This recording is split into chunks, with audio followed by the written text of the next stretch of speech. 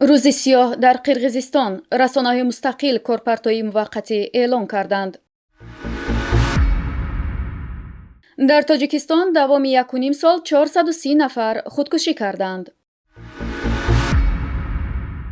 дар вилояти Ариёл 50 шаҳрванди Ӯзбекистон, ки дар корхонаи коркарди партов кор мекарданд, ба ҷанг алайҳи Украина даъват шуданд. дар душанбе дастаҳои футзали Тоҷикистону Русия бозиҳои дӯстона анҷом медиҳанд. дар Қирғизистон ба хотири фишор бар расонаҳои озод маъракаи иттилоотӣ алайҳи фишор нисбати воситаи ахбори омма оғоз шуда, имрӯз 28 октябрро рӯзи сиёҳ эълон карданд.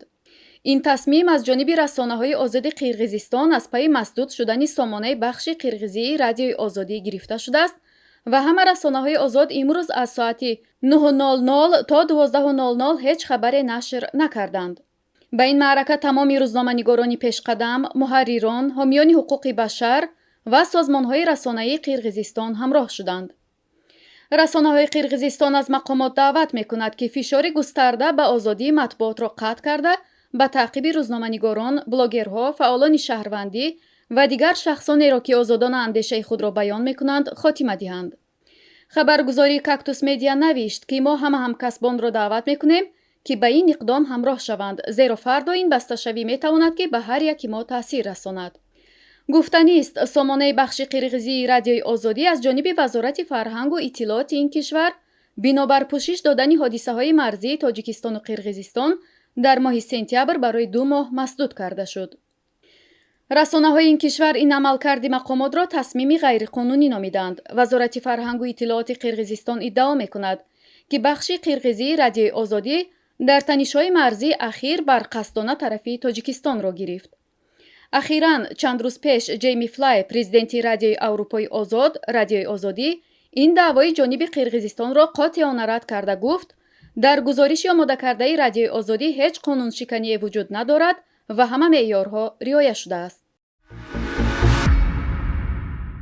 мақомоти Тоҷикистон гуфтанд, дар 1.5 соли гузашта дар кишвар бештар аз 430 мавриди худкушӣ ва қасди худкуширо сабт карданд ва дар ин миён мардҳо бештар буданд. бино ба омори расмӣ, ки радиои озодӣ ба он истинод мекунад, аз аввали соли 2021 то моҳи июни имсол 228 марди тоҷик қасди ҷони хеш карданд ва ё худро куштанд. теъдоди заноне, ки ба истилоҳи мардумӣ аз зиндагӣ безор шуда худкушӣ карда ва ё хостанд худро бикушанд 208 нафар будааст. мақомоти расмӣ ва мутахассисон бемориҳои равонӣ, фақру мушкилоти иқтисодиву иҷтимоӣ ва ҷанҷолу моҷароҳои оилавиро сабаби худкушии мардону занони тоҷик медонанд. дар вилояти Арлови Русия барои иштирок дар ҷанги Украина тақрибан 50 нафар муҳоҷири ӯзбекистонӣ даъват шуданд. ин муҳоҷирон гуфтанд, ки бо санади муваққатӣ дар коркарди партовҳо кор мекунанд ва ҳарчанд шаҳрванди Русия нестанд, ба ҷанг алайҳи Украина даъват шуданд. барои халосӣ аз ин вазъ ба Шавкат Мирзиёев, раисҷумҳури Ӯзбекистон, муроҷиат карданд. Юрий Парахин, мудири корхонаи коркарди партовҳо дар Арлов, ба расонаҳои маҳаллӣ гуфтааст, агар муҳоҷиронро ба ҷанг баранд, вилоят зери ифлосӣ хоҳад монд. дар Русия аз 21 сентябр ҷалби нерӯҳои иловагӣ ба ҷанг алайҳи Украина идома дорад. мақомоти Русия гуфтанд, асосан онҳое ба сафи артиш ҷалб мешаванд, ки таҷрибаи ҷангӣ доранд, хидмат карданд ва дар ҳисоби нерӯҳои эҳтиётӣ ҳастанд. аммо ба мушоҳида мерасад, ки муҳоҷирони кориро бо пешниҳоди додани шаҳрвандии Русия ва ҳатто гоҳе ҳам ба таври иҷборӣ ба ҷанг алайҳи Украина раҳсипор мекунанд.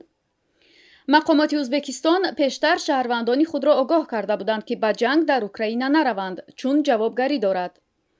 ҳамчунин ҳукуматҳои кишварҳои дигари Осиёи марказӣ, аз ҷумла Тоҷикистон, ба шаҳрвандони худ ҳушдор доданд, ки дар сурати ширкат дар ҷангҳои хориҷӣ паси панҷара хоҳанд рафт. дастаи мунтахаби футзали Тоҷикистон бо ноиби қаҳрамони Аврупо, тими Русия 2 бозии дӯстона анҷом медиҳад. дастаи мунтахаби футзали Тоҷикистон таҳти роҳбарии сармураббӣ Пайрав Воҳидов пас аз натиҷагирии ҷоми Осиё 2022 дар Кувайт ба 5 дастаи беҳтарини чемпионат шомил шуд. рӯзҳои 7 ва 8 ноябр дар маҷмӯаи варзишии Душанбе қасри теннис миёни дастаҳои мунтахаби футзали Тоҷикистону Русия бозиҳои дӯстона баргузор мешаванд. маркази матбуоти Федератсияи футболи Тоҷикистон хабар дод, ки бозиҳо соати 20:00 оғоз мешаванд.